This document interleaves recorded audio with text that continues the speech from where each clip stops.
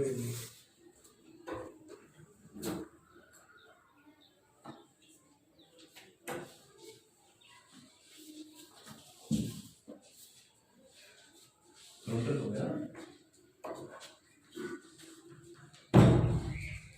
मैं पुष्पेंद्र कुंतल महर्षि science campus Halaina के YouTube channel में आपका स्वागत है। आज हम आपके लिए 12th क्लास के चैप्टर नंबर 1 के बारे में अध्ययन करेंगे। 12th क्लास के चैप्टर नंबर 1 का नाम है संयुक्त फलन। संयुक्त फलन को समझने से पहले हमें 2-3 बातों का ज्ञान होना आवश्यक है, जो है समुच्चय। समुच्चय का अगला स्टेप होता है कार्तीय गुणन। कार्तीय गुणन का अगला स्टेप होता है संबंध। संबंध का अगला स्टेप होता है फलन, और फलन से आगे जब जाके आप पढ़ेंगे संयुक्त फलन। पहले इन चारों के बारे में ज्ञान होना आपके लिए आवश्यक है। समुच्चय के बारे में बता देता हूं। संख्याओं का सुपरिभाषित समूह एवं संग्रह समुच्चय कहलाता है।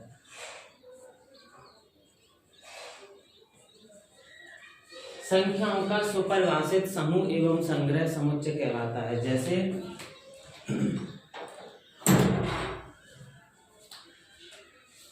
संख्याओं का सुपरिभाषित समूह एवं संग्रह समुच्चय कहलाता है। जैसे मैं आपके सामने लिख देता हूँ। कोई भी समुच्चय है, कैपिटल ए 1 2 3 4 5 6 ... ये जो सभी संख्याएं हैं, ये सभी संख्याएं हमारी नेचुरल नंबर हैं। इन सभी संख्याएं ये डिफाइन है, हमारे पास परिभाषित हैं। अगर मैं आपके सामने कोई एक समुच्चय लिख देता हूँ b 4 7 8 5 3 -1 -2 -3, अगर मैं इनको किसी भी गुणधर्म के अंदर डिफाइन नहीं कर सकता तो ये समुच्चय की श्रेणी में नहीं आएगा, ये हमारा समुच्चय कहलाएगा। कार्तीय गुणन की बात करता हूँ। अगर हमारे पास दो समुच्चय दे रखे हो, कैपिटल ए हो 1 2, कैपिटल बी हो ABC, अगर मैं इनका कार्तीय गुणन करूं तो इनके कार्तीय गुणन को A क्रॉस B या फिर B क्रॉस A द्वारा प्रदर्शित किया जा सकता है।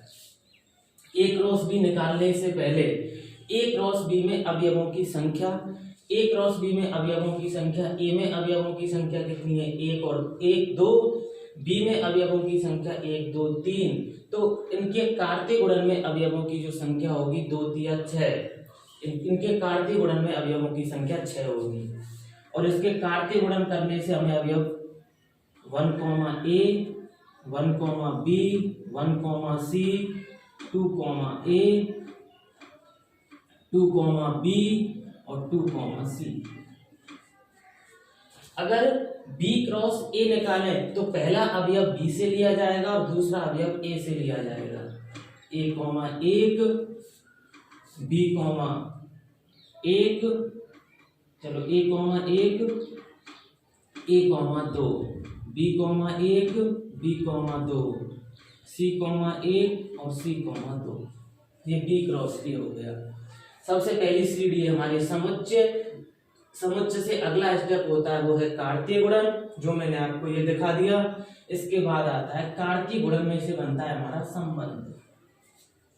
अब संबंध कैसे बनता है? जैसे हमारे पास एक समुच्चय है A 1 2 3 4 और दूसरा समुच्चय है B, ये भी हमारा चलो B, दूसरा समुच्चय है B 5 6 7 8 9।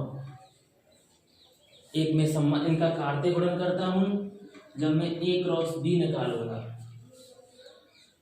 A क्रॉस B निकल के आएगा, A क्रॉस B होगा 1 5 1 6 1 7 1 8 और 1 9।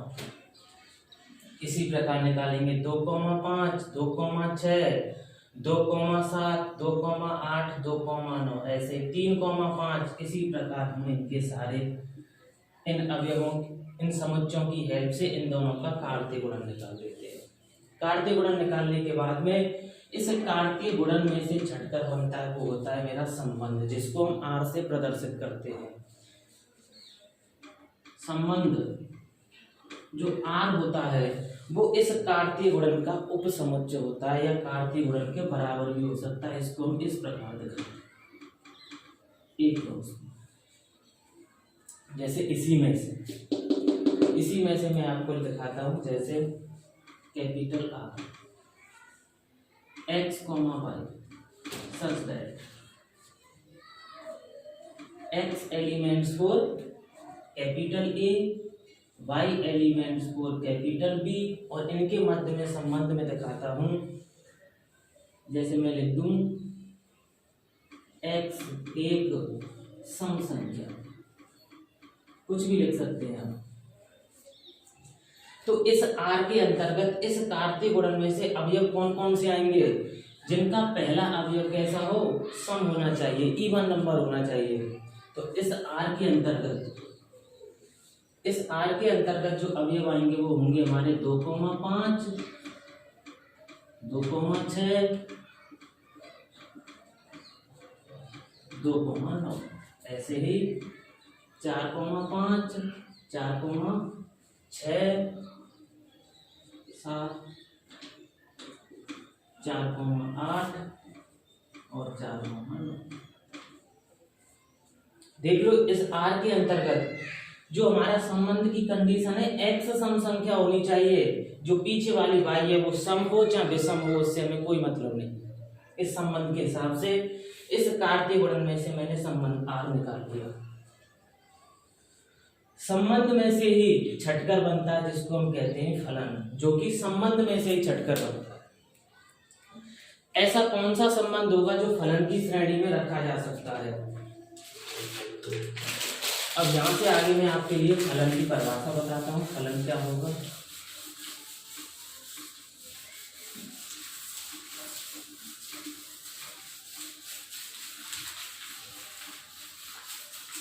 संयुक्त फलन आप बिल्कुल डायरेक्ट नहीं पढ़ सकते। अब चलते हैं, हमारा आता है फलन। फलन संबंध में से ही बनता है। वह संबंध, उसकी दो शर्तें होती है, अगर दो शर्तों को कंप्लीट करे कोई संबंध वो फलन की श्रेणी में रखा जाता है। अब वो कौन कौन सी दो शर्तें हैं जिनको संबंध कंप्लीट करे वो फलन की श्रेणी में आएगा। डेफिनेशन, फलन की डेफिनेशन, समुच्चय ए से बी में परिभाषित, समुच्चय ए से बी में परिभाषित फलन, फलन का ही दूसरा नाम है जिसको हम कहते हैं प्रतिचित्रण।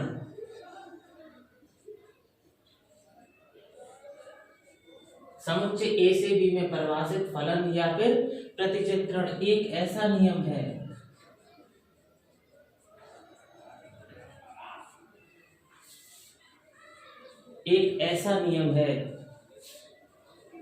जिसके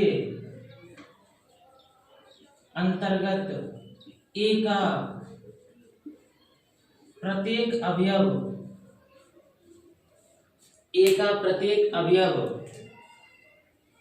बी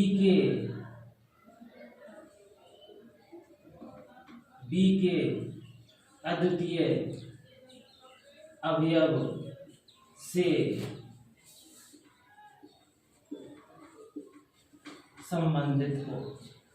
दोबारा समझिए, फलन समुच्चय ए से बी में परिभाषित फलन या फिर प्रतिचित्रण एक ऐसा नियम है जिसके अंतर्गत ए का प्रत्येक अवयव बी के अद्वितीय अवयव से संबंधित है। जैसे एग्जांपल, एक समुच्चय है ए और एक समुच्चय है बी, ए से बी में परिभाषित है। ए से बी में परिभाषित का मतलब है जैसे कोई फलन दे रखा है f of x equal to x plus 1। अगर मैं कहूँ ये फलन a से b में परिभाषित है तो इस x का जो मान है वो a से उठाया जाएगा। अगर मैं बोल दूं ये फलन b से a में परिभाषित है तो इस x का मान b से उठाया जाएगा, कोई भी फलन हो। अब मैं फलन के नियम बता देता हूँ, वो दो कौन से नियम हैं जब संबंध फलन की श्रेणी में रखा जाता है। जैसे दो समुच्चय है 1 2 4 5, बी, डी, ई, एफ और जी। ए का बी हो गया प्रतिबिंब, बी को बोलेंगे एक का प्रतिबिंब और एक को बोलेंगे बी का पूर्व प्रतिबिंब। एक का प्रतिबिंब बी हो गया, दो का प्रतिबिंब ए हो गया, तीन का प्रतिबिंब ई हो गया, चार का प्रतिबिंब जी हो गया, पांच का प्रतिबिंब डी हो गया। शर्त दोबारा समझिए, समुच्चय ए से बी में परिभाषित संबंध फलन कहलाएगा यदि समुच्चय ए के प्रत्येक अवयव का, कोई शेष नहीं रह जाए समुच्चय ए में, समुच्चय ए के प्रत्येक अवयव का समुच्चय बी में कोई ना कोई प्रतिबिंब उपस्थित होना जरूरी है, पहली शर्त। और समुच्चय ए के किसी भी अवयव की पुनरावृत्ति नहीं हो जाए। जैसे इसमें एक का प्रतिबिंब बी है, दो का प्रतिबिंब सी है। जैसे मैं दूसरी कंडीशन दिखाता हूं आपके लिए इसी प्रकार, ए बी, फलन एफ दिखा देता हूं, 1 2 3 4 5, A B C D E F G. जैसे एक का प्रतिबिंब ए हो गया, दो का प्रतिबिंब बी हो गया, दो का ही प्रतिबिंब सी हो जाए, तीन का प्रतिबिंब ई हो गया, चार का और पांच का हो गया डी का। पहली शर्त इसमें भी कंप्लीट है, ए के प्रत्येक अवयव का बी में, ए के प्रत्येक अवयव का बी में प्रतिबिंब उपस्थित है। लेकिन इसमें ए के इस दो की पुनरावृत्ति होती है क्योंकि दो का प्रतिबिंब बी बोलता है और दो का ही प्रतिबिंब सी बोलता है। एक तीसरी कंडीशन और है,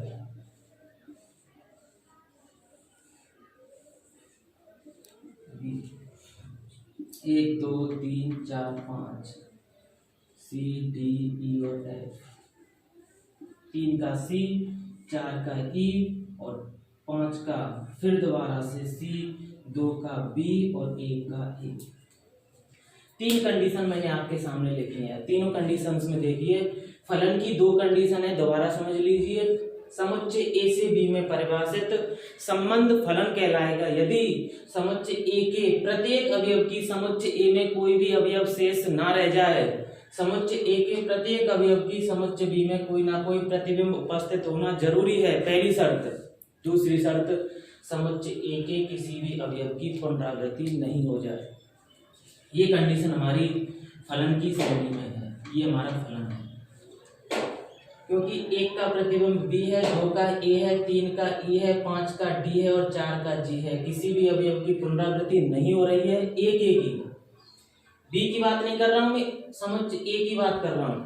ए के अवयव की पुनरावृत्ति नहीं होनी चाहिए और ए में कोई भी अवयव शेष नहीं है। यहाँ पे आ गया, इसमें ए में कोई भी अवयव शेष नहीं है, लेकिन बी की दो की पुनरावृत्ति होती है जब आप फलन लिखते हैं। दो का प्रतिबिंब बी बोलता है और दो का ही प्रतिबिंब सी बोलता है, तो ये हमारा फलन नहीं होगा, फलन नहीं है। फिर दिमाग में एक क्वेश्चन आता है, फलन नहीं है तो फिर क्या है ये? तो फिर क्या है ये? संबंध। यहाँ पे आ जाए, फिर कंडीशन दिमाग में, ए के किसी भी अवयव की पुनरावृत्ति नहीं हो रही है, बी की पुनरावृत्ति हो रही है, बी से हमें कोई मतलब नहीं है, ए के अवयव की पुनरावृत्ति नहीं होनी चाहिए, तो ये भी हमारी फलन की श्रेणी में आ। फिर फलनों के टाइप होते हैं वो मैं आपको आगे अभी बताने वाला हूँ। फलन समझो, फलन की डेफिनेशन क्लियर होनी चाहिए। समुच्चय ए से बी में परिभाषित संबंध को ही हम फलन कहेंगे यदि वो संबंध दो शर्तों को कंप्लीट करे। पहली शर्त, ए के किसी भी ए के प्रत्येक अवयव का बी में प्रतिबिंब उपस्थित होना जरूरी है और ए के किसी भी अवयव की पुनरावृत्ति नहीं होनी चाहिए। उस कंडीशन में संबंध ही हमारा फलन बन के तैयार होता है। अब हमारे आते हैं तीन डेफिनेशन जो बहुत इंपॉर्टेंट है फलन के अंतर्गत, प्रांत, सहप्रांत, परिसर।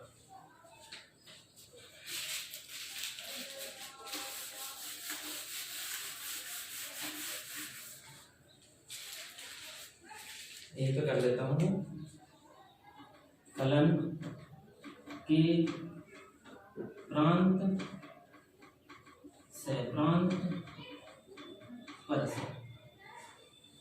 प्रांत, सहप्रांत, परिसर, तीन डेफिनेशन जो फलन की बहुत इंपॉर्टेंट है। देखो एक लाइन में क्लियर कर देता हूं मैं तीनों डेफिनेशन।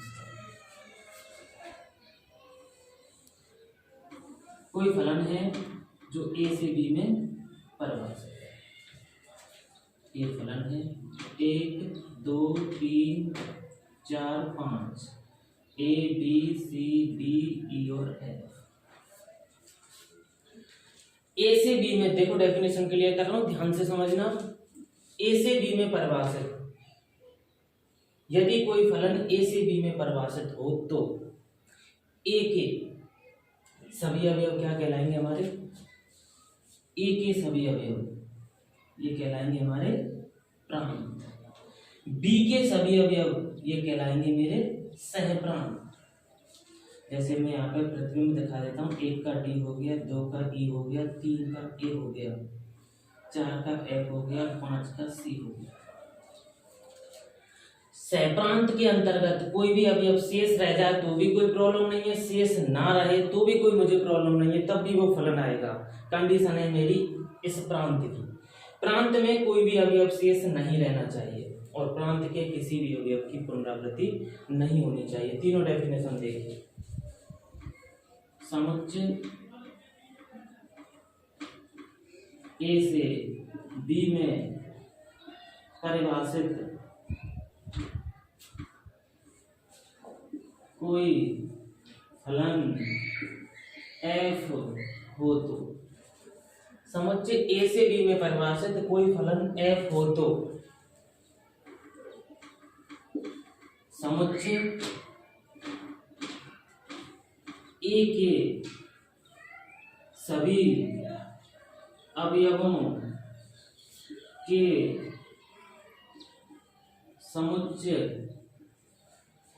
ए के सभी अवयवों के समुच्चय को फलन का प्रांत तथा बी के सभी अवयवों के समुच्चय को तथा बी के सभी अवयवों के समुच्चय को फलन का सहप्रांत एवं बी के उन अवयवों का समुच्चय एवं बी के उन अवयवों का समुच्चय जिनका पूर्व प्रतिबिंब एवं बी के उन अवयवों का समुच्चय जिनका पूर्व प्रतिबिंब समुच्चय ए में उपस्थित हो फलन का परिसर कहलाता है। दोबारा समझिए, यदि कोई फलन ए से बी में परिभाषित है तो इस ए के सभी अवयवों के समुच्चय को मैं कहूंगा उस फलन का प्रांत, बी के सभी अवयवों के समुच्चय को कहूंगा उस फलन का सहप्रांत, और बी के वे अवयव जिनका पूर्व प्रतिबिंब समुच्चय ए में उपस्थित है। पहले भी बता चुका हूं मैं, इस समझे से ये एक का प्रतिबिंब डी है तो डी को बोलेंगे एक का प्रतिबिंब और एक को बोलेंगे डी का पूर्व प्रतिबिंब। तो मैं यहाँ पर दिखाता हूं प्रांत, तो प्रांत के अंतर्गत 1 2 3 4 5 ए के सभी अवयव आएंगे, कोई छूटेगा नहीं। अगर मैं कहूं सहप्रांत तो इस बी के सभी अवयव ए बी सी डी ई और एफ। अगर मैं कहूं परिसर तो परिसर के अंतर्गत बी के अवयव आएंगे, लेकिन बी के वही अवयव आएंगे जिनका पूर्व प्रतिबिंब ए में उपस्थित होगा। ए देखो बी छूट रहा है, बी का कोई नहीं है तो बी को नहीं लेंगे परिसर में। ए सी डी ई एफ, ये तीन डेफिनेशन यहाँ पे प्रांत सहप्रांत परिसर की क्लियर होती है। एक बार और समझ लीजिए, समुच्चय ए से बी में परिभाषित फलन या प्रतिचित्रण एक ऐसा नियम है जिसके अंतर्गत ए का प्रत्येक अवयव बी के अद्वितीय अवयव से संबंधित होना जरूरी है, मतलब ए में कोई भी अवयव शेष ना रह जाए। जैसे मैंने यहाँ पे एग्जांपल आपको दिखा रखा, और ए के किसी भी अवयव की पुनरावृत्ति नहीं हो। यहाँ पे एक का प्रतिबिंब बी दिख रहा है, दो का प्रतिबिंब बी दिख रहा है और दो का एक प्रतिबिंब सी दिख रहा है, तो ये मेरा फलन की श्रेणी में नहीं आएगा, तो ये फलन नहीं है, तो क्या बोला जाएगा, संबंध। बी के अवयव की पुनरावृत्ति हो रही है इस एग्जांपल में, तो बी के अवयव की पुनरावृत्ति हो सकती है, कोई दिक्कत नहीं है, लेकिन ए की पुनरावृत्ति नहीं होगी, क्योंकि वो फलन की डेफिनेशन में डिफाइन है, बी के अवयव परिभाषित, बी के अवयव की पुनरावृत्ति हो सकती है। फलन के प्रांत सहप्रांत परसर, प्रांत सहप्रांत परसर दोबारा समझ लीजिए। कोई फलन ए से बी में परिभाषित है तो ए के सभी अवयव प्रांत, बी के सभी अवयव सहप्रांत, और बी के उन अवयवों का समुच्चय जिनका पूर्व प्रतिबिंब समुच्चय ए में उपस्थित है फलन के परिसर कहलाते हैं। यहाँ से आगे चलते हम फलनों के प्रकार। फलनों के प्रकार में सबसे पहला फलन है जिसको हम कहते हैं अचर फलन।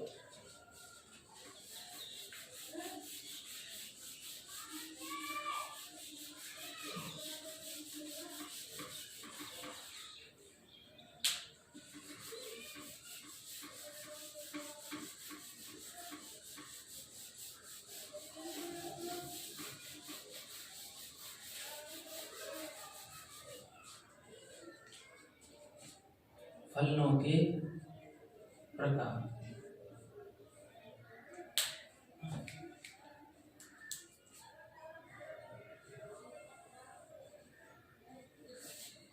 सबसे पहला अचर फलन। अचर फलन के बाद तत्समक फलन, और तत्समक फलन के बाद है आपका तुल्य फलन। पहले हम तीनों की डेफिनेशंस के बारे में पढ़ेंगे।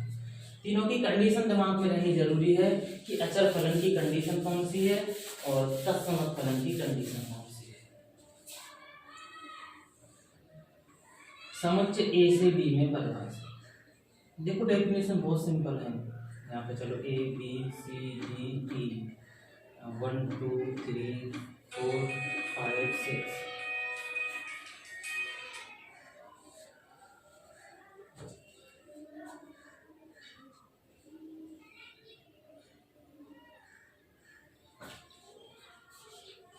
देखो अचर फलन की डेफिनेशन सबसे पहले, समुच्चय ए से बी में परिभाषित फलन अचर फलन कहलाएगा यदि समुच्चय ए का प्रत्येक अवयव बी के एक ही अवयव से संबंधित।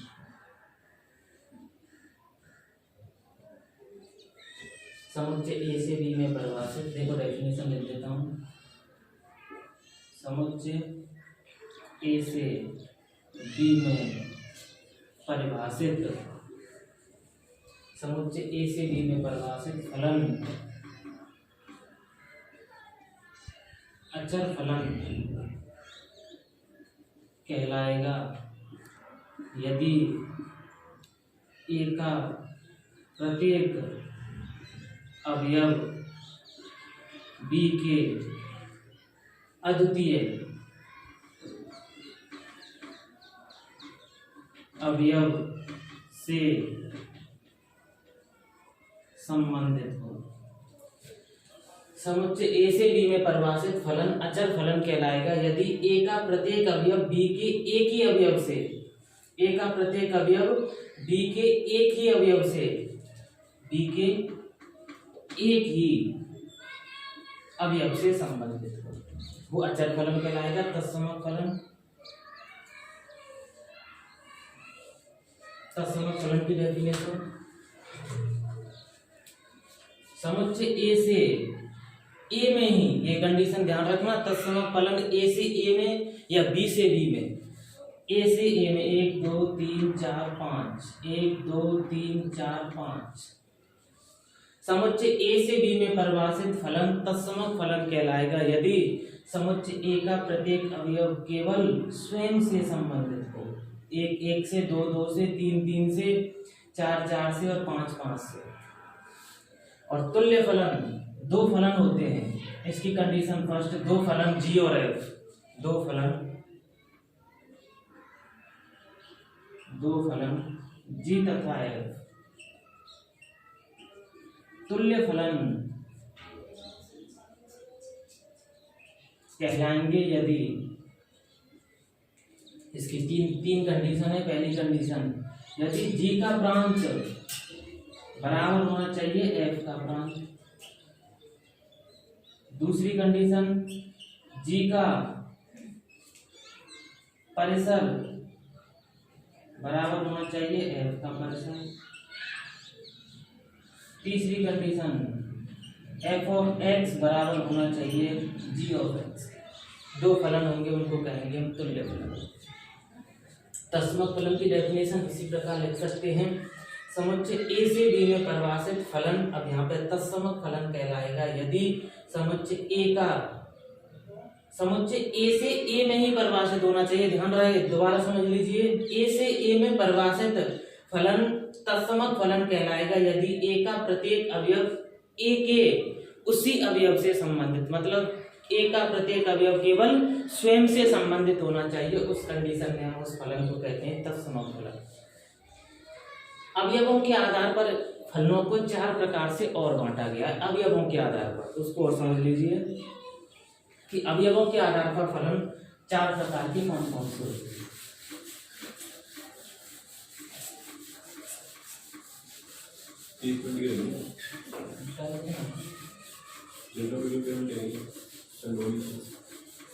बस 5 मिनट और।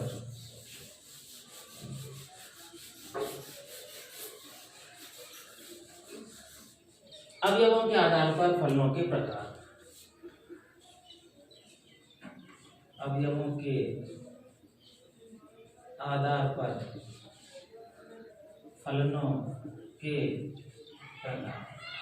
अवयवों के आधार पर फलनों को चार प्रकार से बांटा गया। पहला एकेकी फलन, दूसरा बहुएकेकी, तीसरा अंतरक्षेपी और चौथा आच्छादक। और इनकी डेफिनेशन क्लियर होनी चाहिए।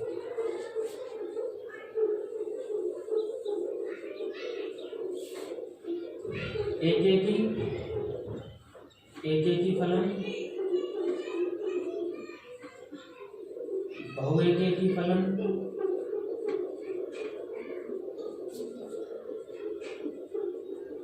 आच्छादक फलन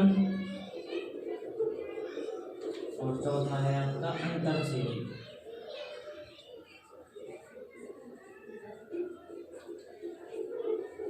एकेकी, बहुएकेकी, आच्छादक और अंतरक्षेपी, चारों की डेफिनेशन साथ में याद रखना कंपैरिजन करके। एकेकी नाम से पता चल रहा है समुच्चय ए से बी में परिभाषित, देखो डेफिनेशन बोर्ड बना रहा हूं मैं। समुच्चय ए में अवयव 1 2 3 4 5 6, बी में अवयव ए बी सी डी ई और एफ और जी। देखो डेफिनेशन यहीं से बना रहा हूं मैं। समुच्चय ए से बी में परिभाषित फलन एकेकी फलन कहलाएगा यदि समुच्चय ए के प्रत्येक अवयव का बी में केवल एक ही प्रतिबिंब होना चाहिए। बी के अवयव की भी पुनरावृत्ति नहीं होगी। ए के अवयव की तो हो ही नहीं सकती, क्योंकि वो अगर ए के अवयव की होगी तो फलन की श्रेणी में ही नहीं रखा जाएगा। एक का प्रतिबिंब सी हो गया, 3 का प्रतिबिंब एफ हो गया, 2 का प्रतिबिंब ए हो गया, 4 का प्रतिबिंब डी हो गया, 5 का प्रतिबिंब जी हो गया और 6 का प्रतिबिंब ई हो गया। देख लीजिए, ए के प्रत्येक अवयव की अब बी में सिर्फ एक ही प्रतिबिंब है तो उस फलन को कहूंगा मैं एकेकी फलन, बहुएकेकी फलन। फिर वही कंडीशन, समुच्चय ए से बी में परिभाषित, समुच्चय ए से बी में परिभाषित 1 2 3 4 5 ए बी सी डी ई और एफ। समुच्चय ए से बी में परिभाषित फलन बहुएकेकी फलन कहलाएगा यदि समुच्चय ए के 2 या 2 से अधिक अवयवों का समुच्चय बी में केवल एक ही प्रतिबिंब हो। जैसे 1 का प्रतिबिंब बी हो गया, 2 का भी प्रतिबिंब बी हो गया, तो वो एकेकी से हटके बहुएकेकी की श्रेणी में रखा जाता है। और 3 का डी ई हो गया, 4 का सी हो गया और 5 का एफ हो गया, उस फलन को कहेंगे हम बहुएकेकी फलन। आच्छादक फलन, देखिए फिर वही डेफिनेशन, समुच्चय ए से बी में परिभाषित, समुच्चय ए से बी में परिभाषित फलन आच्छादक फलन कहलाएगा यदि, कंडीशन समझिए 4 5 ए बी सी डी और ई। समुच्चय ए से बी में परिभाषित फलन आच्छादक फलन कहलाएगा यदि समुच्चय बी के, ध्यान से समझ लीजिए, यदि समुच्चय बी के प्रत्येक अवयव का समुच्चय ए में कोई ना कोई पूर्व प्रतिबिंब विद्यमान होना जरूरी है। अर्थात मेरा कहने का मतलब है कि समुच्चय बी में भी कोई भी अवयव शेष नहीं रह जाए, उस कंडीशन में फलन को हम कहते हैं आच्छादक फलन।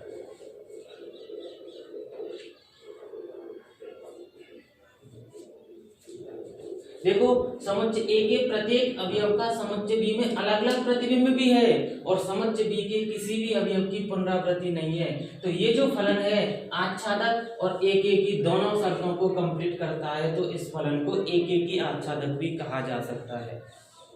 दोबारा समझिए आच्छादक की डेफिनेशन, समुच्चय ए से बी में परिभाषित फलन आच्छादक फलन कहलाएगा यदि समुच्चय बी के सभी अवयवों का समुच्चय ए में कोई ना कोई पूर्व प्रतिबिंब विद्यमान होना जरूरी है। अर्थात समुच्चय बी में कोई भी अवयव शेष नहीं रहना चाहिए।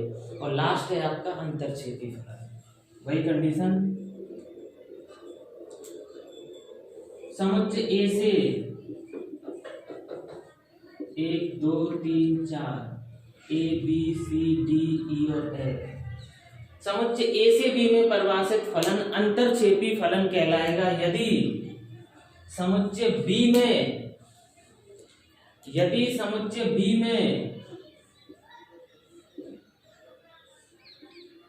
दोबारा समझिए, समुच्चय ए से बी में परिभाषित फलन अंतरछेदी फलन कहलाएगा यदि समुच्चय बी में कम से कम एक अवयव ऐसा विद्यमान हो जिसका पूर्व प्रतिबिंब समुच्चय ए में उपस्थित नहीं हो, उस कंडीशन में फलन को अंतरछेदी फलन कहेंगे। अर्थात समुच्चय बी में कम से कम एक अवयव शेष रहना जरूरी है, उस कंडीशन में अंतरछेदी फलन कहेंगे।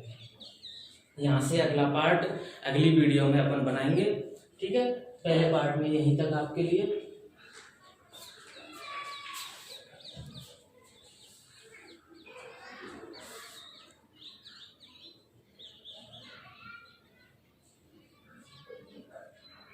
हाँ आ जाओ, 32 आ जाओ।